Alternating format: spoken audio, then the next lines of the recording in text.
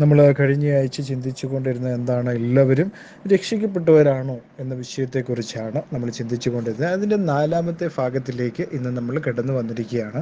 അപ്പോൾ അതിനകത്ത് നമ്മൾ പ്രധാനമായും ചിന്തിച്ചത് എന്തായിരുന്നു? അവസാന ഭാഗത്തിൽ നമ്മൾ ചിന്തിച്ചൊരു രക്ഷ എല്ലാവർക്കും പ്രാപിക്കുവാൻ കഴിയുമോ എന്ന കാര്യത്തെക്കുറിച്ച് നമ്മൾ കഴിഞ്ഞ എപ്പിസോഡിൽ നമ്മൾ ചിന്തിച്ചു.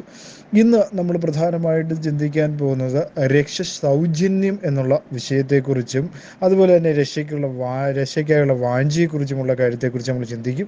രക്ഷ വാഗ്ദാനം ചെയ്യപ്പെട്ടതെന്നും നമുക്ക് ചിന്തിക്കുവാനായിട്ട് കഴിയും. അതുപോലെ തന്നെ രക്ഷ ദൈവത്തിൻ്റെ ദാനമാണ് എന്നുള്ള കാര്യത്തെക്കുറിച്ചും നമുക്ക് ചിന്തിക്കുവാനായിട്ട് സാധിക്കും. രക്ഷിക്കപ്പെട്ട് ജീവിക്കുന്നവർക്ക്, അതായത് സ്നാനപ്പെട്ട് കർത്താവിനോട് ചേർന്ന് ജീവിക്കുന്നവർക്ക് ശിക്ഷാവിധിയില്ല എന്ന ഭാഗം കൂടി നമ്മൾ ഇന്ന് ചിന്തിക്കുന്നതാണ്.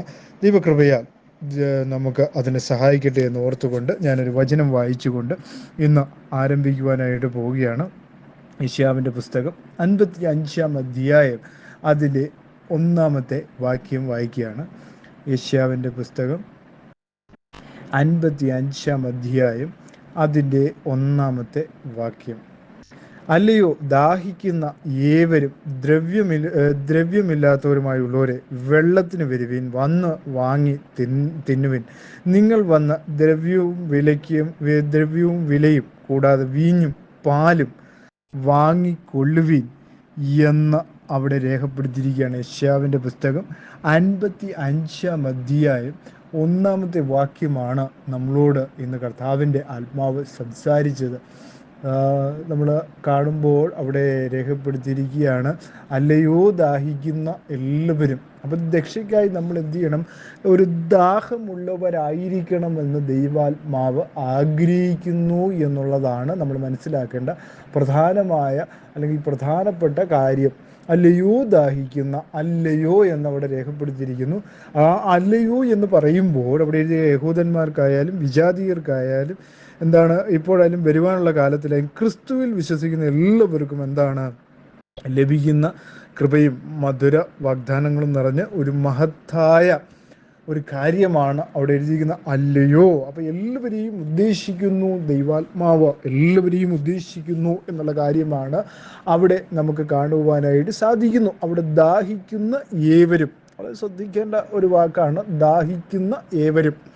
ദാഹിക്കുന്ന ഏവരും എന്ന് പറയുമ്പോൾ നമ്മൾ വായിക്കുമ്പോൾ അതേ അധ്യായം തന്നെ യെശയ്യാവിൻ്റെ പുസ്തകം 44-ാം അധ്യായം, യെശയ്യാവ് 44-3 നമ്മൾ വായിക്കുമ്പോൾ 3-ാമത്തെ വാക്യത്തിൽ എഴുതിയിരിക്കുകയാണ്, ദാഹിച്ചിരിക്കുന്നിടത്ത് ഞാൻ വെള്ളവും വരണ്ട നിലത്ത് നീരൊഴുക്കുകളും പകരും. നിന്റെ സന്തതിമേൽ എൻ്റെ ആത്മാവിനെയും നിന്റെ സന്താനത്തിൻ്റെ മേൽ എൻ്റെ അനുഗ്രഹത്തെയും പകരും എന്ന് 44:3 വായിക്കുന്നു. അപ്പം ദാഹിക്കണം, അല്ലേ? രക്ഷയ്ക്കായിട്ട് ദാഹിക്കുന്നവരാകണം. രക്ഷിക്കപ്പെട്ട് സ്നാനപ്പെട്ട് കർത്താവിനോട് ജീവിക്കുവാനായിട്ട് നമുക്കൊരു ദാഹമുണ്ടാകണം. ആ ദാഹത്തെക്കുറിച്ചാണ് ദൈവവചനത്തിൽ ദൈവാത്മാവ് ഇന്ന് നമ്മളോട് സംസാരിക്കുന്നതാണ്. അപ്പോൾ ആ ഒരു ദൈവാത്മാവിൻ്റെ പ്രക്രിയയ്ക്കായി നമ്മളെ തന്നെ ഏൽപ്പിച്ചു കൊടുക്കേണ്ടതാണ്. അല്ലാതെ തൃത്വത്തിനോ ത്രിയേകമെന്ന് പറയുന്ന ദൈവത്തിനും അല്ല നമ്മൾ കൊടുക്കേണ്ടത്. ഏക സത്യ ദൈവത്തിലാണ് നമ്മൾ വിശ്വസിക്കേണ്ടത്. അപ്പം ഏക സത്യ ദൈവത്തിൽ വിശ്വസിക്കുമ്പോൾ മാത്രമേ ഈ കൃപ നമുക്ക് കടന്നു വരികയുള്ളൂ. സങ്കീർത്തനങ്ങളുടെ പുസ്തകം 107:9 നമ്മൾ വായിക്കുമ്പോൾ, സങ്കീർത്തനങ്ങളുടെ പുസ്തകം 107-ാം അധ്യായം അതിൻ്റെ 9-ാമത്തെ വാക്യം. സങ്കീർത്തനങ്ങൾ 107:9. 9-ാമത്തെ വാക്യത്തിൽ നമ്മൾ വായിക്കുമ്പോൾ അവിടെ കാണുന്നു, അവൻ ആർത്തിയുള്ളവന് തൃപ്തി വരുത്തുകയും വിശപ്പുള്ളവനെ നന്മ കൊണ്ട് നിറയ്ക്കുകയും ചെയ്യുന്നു. അപ്പോൾ നമ്മുടെ ദൈവത്തിൻ്റെ പ്രത്യേകതയാണ്, അവൻ ആർത്തിയുള്ളവൻ എന്ത് ചെയ്യും? തൃപ്തി വരുത്തും. അപ്പോൾ ആർത്തിയില്ലാത്തവന് എന്താണ്? തൃപ്തി വരുത്തുമില്ല. വിശപ്പുള്ളവന് എന്താണ്? വിശപ്പില്ലാത്തവൻ എന്ത് ചെയ്യത്തില്ല? നന്മ കൊണ്ട് നിറയ്ക്കത്തുമില്ല. അപ്പോൾ വിശപ്പില്ലാത്തവരായിരുന്നു കഴിഞ്ഞാൽ ഇതിലേക്ക് വരുവാനായിട്ട് അപ്പോൾ നമുക്ക് വേണ്ട എന്താണ്? ഈ രക്ഷയിലേക്കുള്ള ആർത്തി വേണം. അതുപോലെ തന്നെ ആർത്തിയുള്ളവൻ എന്ത് ചെയ്യും? ദൈവം തൃപ്തിയും തരുമെന്നാണ് പറയുന്നത്. വിശപ്പുള്ളവൻ എന്ത് ചെയ്യും? നന്മ കൊണ്ട് നിറയ്ക്കുന്നവനായ ദൈവമാണ് എന്ന് അവിടെ രേഖപ്പെടുത്തിയിരിക്കുന്നു. യോഹന്നാന്റെ സുവിശേഷം 7-ാം അധ്യായം അതിൻ്റെ 37-ാമത്തെ ഏഴാമത്തെ അധ്യായം 37-ാമത്തെ വാക്യം നമ്മൾ വായിക്കുകയാണ്. യോഹന്നാന്റെ സുവിശേഷം 7-ന്റെ 37 നമ്മൾ കാണുന്നു. 37-ാമത്തെ വാക്യത്തിൽ, ഉത്സവത്തിൻ്റെ മഹാദിനമായ ഒടുക്കത്തെ നാളിൽ യേശു നിന്നുകൊണ്ട്, ദാഹിക്കുന്നവനെല്ലാം എൻ്റെ അടുക്കൽ വന്നു കുടിക്കട്ടെ. ആരുടെ അടുക്കൽ? വളരെ ശ്രദ്ധിക്കേണ്ട ഒരു കാര്യമാണ്. അവിടെ വളരെ വ്യക്തമായിട്ട് എഴുതിയിരിക്കുകയാണ്, ഉത്സവത്തിൻ്റെ മഹാദിനമായ ഒടുക്കത്തെ നാളിൽ യേശു കർത്താവ് നിന്നുകൊണ്ട്, ദാഹിക്കുന്നവനെല്ലാം എൻ്റെ അടുക്കൽ വന്ന് കുടിക്കട്ടെ എന്ന് വളരെ വ്യക്തമായി അവിടെ രേഖപ്പെടുത്തിയിരിക്കുമ്പോൾ, ഇവിടുത്തെ ആളുകളെല്ലാം തൃത്വത്തിന് വേണ്ടിയാണ് ദാഹിക്കുന്നത്. തൃത്വത്തിന് വേണ്ടി ദാഹിക്കുന്ന പരിപാടി അവിടെ ഇല്ല. യേശു കർത്താവ് പറയുകയാണ്, ദാഹമുള്ളവൻ എന്ത് ചെയ്യണം? എൻ്റെ അടുക്കൽ വരണം. ആരുടെ അടുക്കൽ? യേശു കർത്താവിൻ്റെ അടുക്കൽ വന്ന് പ്രാപിക്കണം. അല്ലാതെ 3 ദൈവങ്ങളുടെ നാമത്തിലാണ്, 3 വ്യക്തികളുടെ നാമത്തിലാണ് രക്ഷ എന്ന് പറഞ്ഞാൽ വളരെ തെറ്റായ ഒരു പഠനമാണ്. യേശു കർത്താവ് തന്നെ പറയുന്നു, എൻ്റെ അടുക്കൽ വരണം. ആരുടെ അടുക്കൽ? കർത്താവിൻ്റെ അടുക്കൽ. യേശു കർത്താവിൻ്റെ അടുക്കൽ തന്നെ വരണം. അല്ലേ? യേശു കർത്താവിൻ്റെ അടുക്കൽ വരാതെ യാതൊരു രക്ഷയും നിങ്ങൾക്കിനി കിട്ടുവാൻ പോകുന്നില്ല. ആ നാമത്തിലേ ഉള്ളൂ രക്ഷ. അതാണ് ഞങ്ങൾ പഠിപ്പിക്കുന്നത്. ആ നാമത്തിലൂടെ അല്ലാതെ വേറൊരു നാമത്തിലൂടെ നിങ്ങൾ രക്ഷപ്പെടാൻ ആഗ്രഹിക്കുന്നുവെങ്കിൽ, രക്ഷപ്പെടുവാൻ നിങ്ങൾ ആഗ്രഹിക്കുന്നുവെങ്കിൽ നിങ്ങൾ തെറ്റിപ്പോയിരിക്കുന്നു. നിങ്ങൾ പറയുന്നു നിങ്ങൾ തൃത്വനാമത്തിലാണ് നിങ്ങൾ രക്ഷപ്പെടുന്നെന്ന്. ഒരിക്കലുമല്ല. യേശു ക്രിസ്തുവിൻ്റെ നാമത്തിലൂടെ അല്ലാതെ നിങ്ങൾക്കിനി രക്ഷ വരുവാൻ ഒരു രക്ഷയും ഇനി കിട്ടുവാൻ പോകുന്നില്ല ഭൂമിയിൽ, യേശു ക്രിസ്തുവിലൂടെ അല്ലാതെ. അല്ലേ? വളരെ വ്യക്തമായിട്ട് അവിടെ എഴുതിയിരിക്കണം, വെള്ളത്തിന് വരുവീൻ. ദ്രവ്യമില്ലാത്തവരായുള്ളവരെ വെള്ളത്തിന് വരുവീൻ. വെള്ളത്തിന് വരുവീൻ എന്ന് പറയുമ്പോൾ, വെള്ളം ക്രിസ്തുവിനെയും യേശു ക്രിസ്തുവിനെയും നമുക്ക്, അവൻ്റെ ആത്മാവിനെയും നമ്മൾക്ക് ലഭിക്കുന്നതിനെയാണ് നമ്മൾ അതിനെ കാണിക്കുന്നു പറയുന്നത്. കർത്താവിൻ്റെ ആത്മാവിനെ നമുക്ക് ലഭിക്കുന്നു എന്നുള്ളതാണ് അവനിൽ വിശ്വസിക്കുമ്പോൾ, യേശു കർത്താവിൽ വിശ്വസിക്കുമ്പോൾ, അവൻ്റെ നാമത്തിൽ സ്നാനമേറ്റ് ജീവിക്കുമ്പോൾ അവനെ നമുക്ക് ലഭിക്കുകയാണ്. അവന് ആത്മാവായി നമ്മുടെ ഉള്ളിൽ വസിക്കുന്ന കാഴ്ചയാണ്. യോഹന്നാന്റെ സുവിശേഷം 7-ാം അധ്യായം 38 മുതൽ 39 വരെയുള്ള വാക്യങ്ങൾ നമ്മൾ വായിക്കുമ്പോൾ, 38 മുതൽ നമ്മൾ വാക്യത്തിൻ്റെ അടുത്ത വാക്യമാണ്, എന്നിൽ വിശ്വസിക്കുന്നവൻ്റെ ഉള്ളിൽ നിന്നും തിരുവെഴുത്ത് പറയുന്നത് പോലെ ജീവജലത്തിൻ്റെ നദികൾ ഒഴുകുമെന്ന് പറഞ്ഞു. അവൻ ഇത് തന്നിൽ വിശ്വസിക്കുന്നവർക്ക് ലഭിക്കാനുള്ള ആത്മാവിനെ കുറിച്ചാകുന്നു പറഞ്ഞത്. യേശു അന്ന് തേജസ്കരിക്കപ്പെട്ടില്ലായകയാൽ ആത്മാവ് വന്നിട്ടില്ലായിരുന്നു. വളരെ ശ്രദ്ധിക്കേണ്ട ഒരു കാര്യമാണ് അവിടെ പറഞ്ഞിരിക്കുന്നത്. യേശു ക്രിസ്തുവിൽ വിശ്വസിക്കുന്നവർക്ക്, അല്ലെ, അവൻ്റെ നാമത്തിൽ വിശ്വസിച്ച് അവൻ്റെ നാമത്തിൽ സ്നാനപ്പെടുന്നവരുടെ ഉള്ളിൽ നിന്ന് എന്താണ്? ജീവജലത്തിൻ്റെ നദികൾ ഒഴുകുമെന്ന് വളരെ വ്യക്തമായിട്ട് അവിടെ പറയുകയാണ്. യിരെമ്യാവിൻ്റെ പുസ്തകം 2:13 നമ്മൾ വായിക്കുമ്പോൾ, യിരെമ്യാവ് 2:13, യിരെമ്യാവിൻ്റെ പുസ്തകം 2-ാം അധ്യായം അതിൻ്റെ 13-ാമത്തെ വാക്യം. 13-ാമത്തെ വാക്യത്തിൽ എഴുതിയിരിക്കുകയാണ്, എൻ്റെ ജനം 2 ദോഷം ചെയ്തിരിക്കുന്നു. അവർ ജീവജലത്തിൻ്റെ ഉറവായ എന്നെ ഉപേക്ഷിച്ചു, വെള്ളമില്ലാത്ത കിണറുകളെ, പൊട്ടക്കിണറുകളെ തന്നെ കുഴിച്ചിരിക്കുന്നു. വളരെ ശ്രദ്ധിക്കേണ്ട ഒരു കാര്യമാണ്.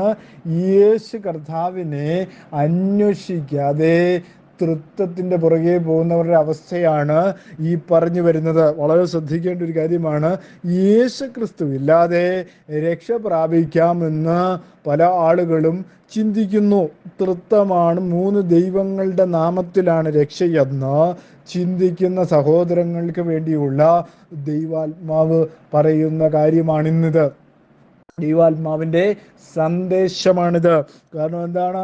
വളരെ ശ്രദ്ധിക്കണം. എൻ്റെ ജനം 2 ദോഷം ചെയ്തിരിക്കുന്നു. അവർ ജീവജലത്തിൻ്റെ ഉറവായ എന്നെ ഉപേക്ഷിച്ചു, വെള്ളമില്ലാത്ത കിണറുകളെ, പൊട്ടക്കിണറുകളെ തന്നെ കുഴിച്ചിരിക്കുന്നു. അപ്പൊ തൃത്വത്തിന്റെ പുറകെ പോകുന്നവർ എന്താണ്? വെള്ളമില്ലാത്ത കിണറുകളെയാണ്, പൊട്ടക്കിണറുകളെ തന്നെ അവർ കുഴിച്ചിരിക്കുന്നു എന്ന് വളരെ വ്യക്തമായിട്ട് ദൈവാത്മാവ് പറയുകയാണ്. അപ്പൊ തൃത്വത്തിന്റെ പുറകെ പോയാൽ രക്ഷയില്ല എന്നുള്ള കാര്യമാണ് അവിടെ രേഖപ്പെടുത്തിയിരിക്കുന്നത്. അപ്പൊ യേശുക്രിസ്തുവിലൂടെ അല്ലാതെ ഒരു രക്ഷയും ഇനി നിങ്ങൾക്ക് ലഭിക്കുവാനില്ല.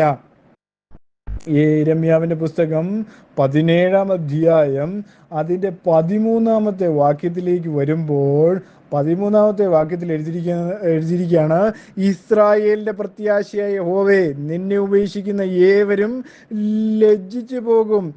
എന്നെ പോകുന്നവരെ മണ്ണിൽ എഴുതി വയ്ക്കും. അവർ ജീവനുള്ള വെള്ളത്തിന്റെ ഉറവായ യഹോവയെ ഉപേക്ഷിച്ച് കളഞ്ഞല്ലോ. അപ്പൊ ജീവനുള്ള വെള്ളത്തിന്റെ ഉറവായ യഹോവ ആരാണ്? യേശു ക്രിസ്തു എന്ന് നമ്മളിപ്പോൾ വായിച്ചു അല്ലേ? ഉത്സവത്തിന്റെ ആ ദിവസം യേശു കർത്താവ് നിന്ന് പ്രസ്താവിച്ചു അല്ലേ, എന്നിൽ വിശ്വസിക്കുന്നവരിൽ നിന്നും ജീവജലത്തിന്റെ നദികൾ പുറപ്പെടും. വളരെ വ്യക്തമായി അല്ലേ? യോഹന്നാന്റെ സുവിശേഷം 7-ാം അധ്യായം 38 മുതൽ 39 വരെയുള്ള വാക്യങ്ങളിൽ അല്ലെ, 37-ാമത്തെ വാക്യത്തിൽ, ഉത്സവത്തിന്റെ മഹാദിനമായ ഒടുക്കത്തെ നാളിൽ യേശു നിന്നുകൊണ്ട് ദാഹിക്കുന്നവനെല്ലാം എൻ്റെ അടുക്കൽ വന്നു കുടിക്കട്ടെ. ആരുടെ അടുക്കൽ? യേശു ക്രിസ്തുവിന്റെ അടുക്കൽ വന്നു കുടിക്കട്ടെ. ഇപ്പോൾ നമ്മൾ ലാസ്റ്റ് വായിച്ച വാക്യത്തിൽ എഴുതിയിരിക്കുകയാണ്, അവരിനെ വിട്ടുകളഞ്ഞിരിക്കുന്നു. ആരെ? യേശു കർത്താവിനെ വിട്ടുകളയുന്നവരാണ് തൃത്വക്കാർ. രണ്ടാമനായിട്ടും അല്ലേ, തൃത്വത്തിലെ രണ്ടാമനായിട്ട് തള്ളിക്കളഞ്ഞിരിക്കുകയാണ്. രണ്ടാമത്തെ വ്യക്തിത്വമാണ്. അല്ല, അവർ സാക്ഷാൽ ദൈവമായവന്റെ ജഡത്തിലുള്ള വെളിപ്പാടാണെന്ന് വിശ്വസിക്കാതെ, അവന്റെ നാമത്തിൽ സ്നാനപ്പെടാതെ, 3 ദൈവങ്ങളുടെ നാമത്തിൽ സ്നാനപ്പെടാൻ പോകുന്നവരെല്ലാം എന്ത് ചെയ്തുകൊണ്ടിരിക്കുക? പൊട്ടക്കിണറുകളെ കുഴിച്ചു കൊണ്ടിരിക്കുന്നു എന്നുള്ള കാര്യം ദൈവാത്മാവ് വളരെ വ്യക്തമായി അവിടെ പറയുന്നതായിട്ട് നമുക്ക് കാണുവാനായിട്ട് സാധിക്കുന്നു. പ്രിയ സഹോദരങ്ങളെ, അപ്പൊ ക്രിസ്തു എന്താണ്? യേശു ക്രിസ്തു ആരാണ്? ജീവജലത്തിന്റെ ഉറവിടമാണ്. നിത്യജീവന്റെ ജലം ലഭിക്കണമെങ്കിൽ ക്രിസ്തുവിന്റെ സന്നിധിയിൽ വന്ന് കുടിക്കണം. അത് സൗജന്യമായിട്ട് എല്ലാവർക്കും നൽകപ്പെടുന്നു. ആരിലൂടെ? കർത്താവായ യേശു ക്രിസ്തുവിലൂടെ, അല്ല തൃത്വത്തിലല്ല. വളരെ വ്യക്തമായിട്ടാണ് അവിടെ രേഖപ്പെടുത്തിയിരിക്കുന്നത്. നമ്മൾ വായിച്ചു അല്ലേ? പണം കൊടുത്തോ, ദാനധർമ്മങ്ങൾ നടത്തിയോ, സൽപ്രവർത്തികൾ മുഖാനമോ ക്രിസ്തുവിന്റെ സുവിശേഷത്തിന്റെ അനുഗ്രഹങ്ങൾ വാങ്ങുവാൻ സാധ്യമല്ല. വളരെ ശ്രദ്ധിക്കേണ്ട ഒരു കാര്യമാണ്. വിശ്വാസത്താൽ എന്ത് ചെയ്യണം? ക്രിസ്തുവിനെ സമീപിച്ച് നമ്മുടെ ഹൃദയം ക്രിസ്തുവിന്റെ തൃക്കരങ്ങളിൽ ഏൽപ്പിച്ചിട്ട് നമുക്ക് രക്ഷ പ്രാപിക്കുവാനായിട്ട് സാധിക്കണം. അങ്ങനെ മാത്രമേ രക്ഷപ്പെടുകയുള്ളൂ. അല്ലാതെ ഒരിക്കൽ രക്ഷപ്പെടത്തില്ല. തൃത്വനാമത്തിലുള്ള സ്നാനത്തിലാണ് രക്ഷ എന്ന് ഇവിടുത്തെ പലരും പഠിപ്പിക്കുമായിരിക്കും. പക്ഷേ ദൈവവചനം വളരെ വ്യക്തമായിട്ട് പറയുന്നു, ക്രിസ്തേശു മുഖാന്തരമല്ലാതെ നിങ്ങൾ ആരും എന്ത് ചെയ്യത്തില്ല? രക്ഷപ്പെടുകയില്ല. അവന്റെ നാമത്തിൽ ഉള്ള സ്നാനത്തിലൂടെ അല്ലാതെ നിങ്ങൾ രക്ഷപ്പെടുകയില്ല. വെളിപ്പാട് പുസ്തകം 3:18 ഞാൻ വായിക്കുകയാണ്. വെളിപ്പാട് പുസ്തകം 3:18 18-ാമത്തെ വാക്യത്തിൽ, നീ സമ്പന്നനാകേണ്ടതിന് തീയിലൂതിക്കടിച്ച പൊന്നും നിന്റെ നഗ്നതയുടെ ലജ്ജ വെളിവാകവണ്ണം ധരിക്കേണ്ടതിന് വെള്ളയുടുപ്പും നിനക്ക് കാഴ്ച ലഭിക്കേണ്ടതിന് കണ്ണിലെഴുതുവാൻ ലേപവും എന്നോട് വിലയ്ക്ക് വാങ്ങുവീൻ, ഞാൻ നിന്നോട് ബുദ്ധി പറയുന്നു എന്ന് അവിടെ രേഖപ്പെടുത്തിയിരിക്കുന്നു. അപ്പം ബുദ്ധി പറയുകയാണ് ദൈവത്തിൻ്റെ ആത്മാ ബുദ്ധി പറയുകയാണ് ഇന്ന് നിങ്ങളോട് ഈ രാത്രി സമയത്ത് അല്ലേ. ദൈവം ബുദ്ധി പറയുകയാണ് നമ്മളോട്. എന്താണ്?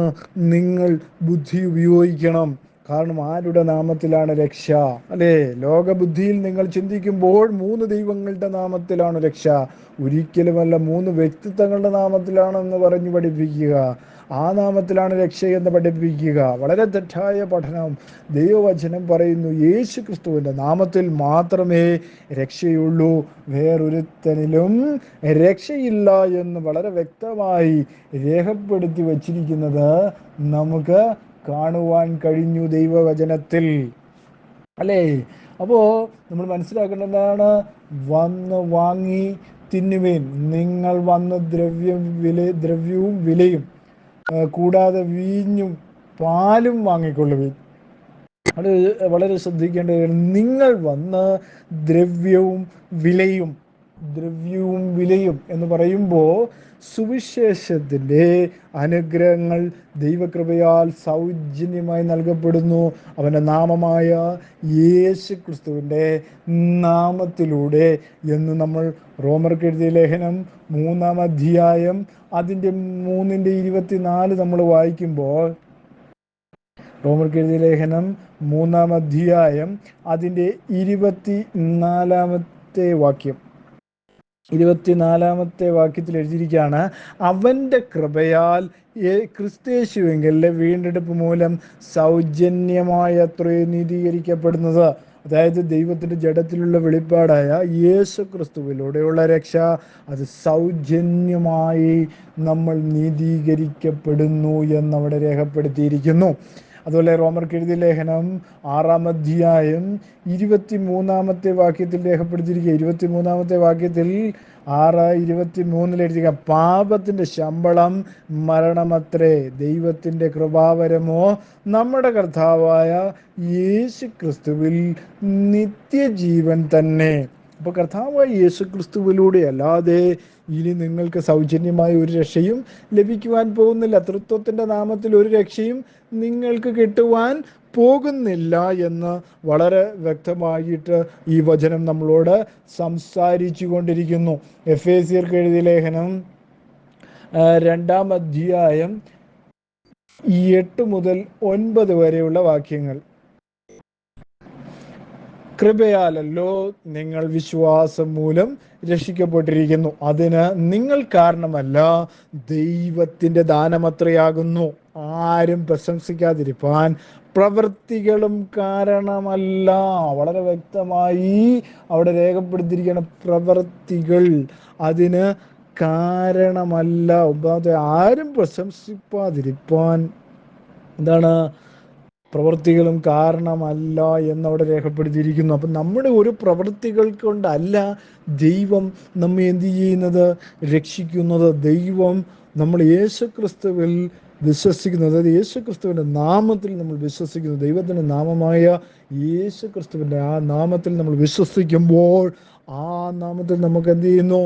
രക്ഷ സൗജന്യമായിട്ട് നമ്മുടെ ഇടയിലേക്ക് കിടന്നു വരുന്നു. ആ നാമത്തിൽ വിശ്വസിച്ച് ആ നാമത്തിൽ സ്നാനപ്പെട്ട് ജീവിക്കുമ്പോൾ രക്ഷ നമ്മളിലേക്ക് കിടന്നു വരുന്നു എന്നുള്ളതാണ്.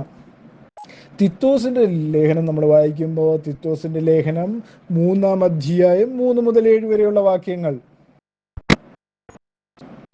3 മുതൽ 7 വരെയുള്ള വാക്യങ്ങൾ, മുമ്പേ നാമും ബുദ്ധി കെട്ടവരും അനുസരണയില്ലാത്തവരും വഴിതെറ്റി നടന്നവരും നാനാമോഹങ്ങൾക്കും ഭോഗങ്ങൾക്കും അധീനരും ഈർഷ്യയിലും അസൂയയിലും കാലം കഴിക്കുന്നവരും ദോഷിതരും അന്യോന്യം പകയ്ക്കുന്നവരുമായിരുന്നുവല്ലോ.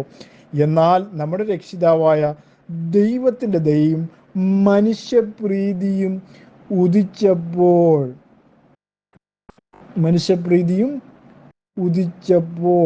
വളരെ ശ്രദ്ധിക്കേണ്ട ഒരു കാര്യമാണ്. മനുഷ്യപ്രീതിയും ഉദിച്ചപ്പോൾ അവൻ നാം ചെയ്ത നീതി പ്രവർത്തികളല്ല, തൻ്റെ കരുണപ്രകാരമത്രേ രക്ഷിച്ചത്.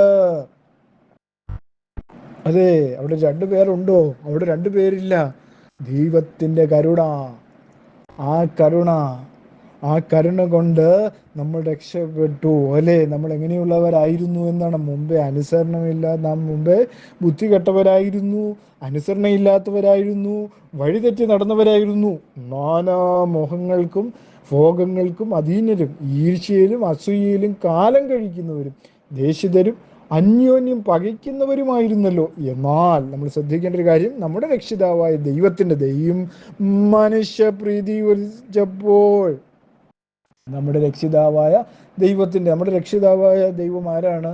യേശു ക്രിസ്തുവാണ് നമ്മുടെ രക്ഷിതാവായ ദൈവം. വളരെ ശ്രദ്ധിക്കേണ്ട ഒരു കാര്യമാണ്, രണ്ട് ദൈവമില്ല.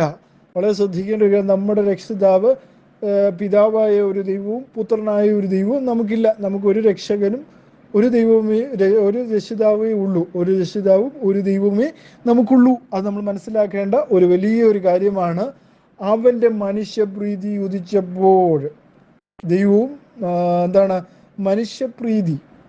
എന്നാൽ നമ്മൾ ശ്രദ്ധിക്കേണ്ട ഒരു കാര്യം, എന്നാൽ നമ്മുടെ രക്ഷിതാവായ ദൈവത്തിൻ്റെ ദയയും മനുഷ്യപ്രീതിയും ഉദിച്ചപ്പോൾ അവൻ നാം ചെയ്ത നീതിപ്രവൃത്തികളിൽ തൻ്റെ കരുണപ്രകാരം അത്രേ രക്ഷിച്ചത്. വളരെ ശ്രദ്ധിക്കേണ്ട ഒരു കാര്യം തന്നെയാണ്. ആ വാക്യം നമ്മൾ ഒന്നുകൂടി വായിക്കുമ്പോൾ, എന്നാൽ നമ്മുടെ രക്ഷിതാവായ ദൈവത്തിൻ്റെ ദയയും മനുഷ്യപ്രീതിയും ഉദിച്ചപ്പോൾ, മനുഷ്യപ്രീതിയും വളരെ ശ്രദ്ധിക്കേണ്ട ഒരു കാര്യമാണ്. എന്നാൽ നമ്മുടെ രക്ഷിതാവായ ദൈവത്തിൻ്റെ ദയയും, അല്ലെ, മനുഷ്യപ്രീതിയും ഉദിച്ചപ്പോൾ അവൻ നമ്മെ ചെയ്ത നീതിപ്രവർത്തികളല്ല തൻ്റെ കരുണപ്രകാരം അത്രേ രക്ഷിച്ചത് എന്ന് അവിടെ കാണുവാനായിട്ട് സാധിക്കുന്നു. അപ്പോൾ ആ വാക്യം നമ്മളോട് എന്താണ് പറയുന്നത്? രക്ഷിതാവായ ഒരു ദൈവമേ നമുക്കുള്ളൂ. അപ്പോൾ ആ രക്ഷിതാവിൽ വിശ്വസിക്കുക. അതിൻ്റെ എല്ലാ വിലയും കർത്താവ് നമുക്കായിട്ട് നൽകിയിരിക്കുന്നു എന്നുള്ളതാണ്. അപ്പോൾ 55 നമ്മൾ കടന്നു വരുമ്പോൾ, യെശയ്യാവിൻ്റെ പുസ്തകം 55 അധ്യായം 1 വാക്യത്തിലേക്ക് കടന്നു വരുമ്പോൾ, കൂടാതെ വീഞ്ഞു പോലും, ദ്രവ്യവും വിലയും കൂടാതെ വീഞ്ഞും പാലും. എന്താണ് ഈ വീഞ്ഞും പാലും? വളരെ ശ്രദ്ധിക്കേണ്ട ഒരു കാര്യമാണ്. വീഞ്ഞും പാലും എന്താണ്?